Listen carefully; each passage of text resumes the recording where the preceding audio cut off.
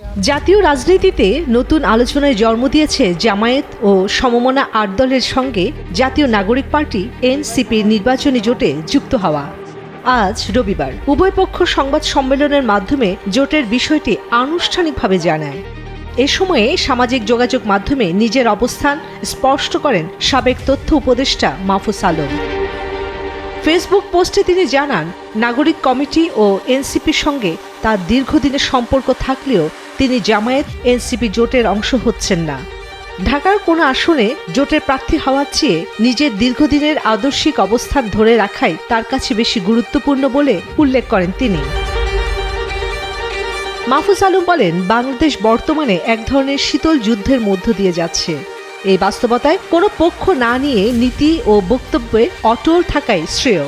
তিনি নতুন রাজনৈতিক অর্থনৈতিক বন্দোবস্ত এবং বিকল্প মধ্যপন্থী তরুণ বা জুলাই শক্তির উত্থানের আশাবাদ ব্যক্ত করেন এবং সমর্থকদের তার সঙ্গে যুক্ত হওয়ার আহ্বান জানান।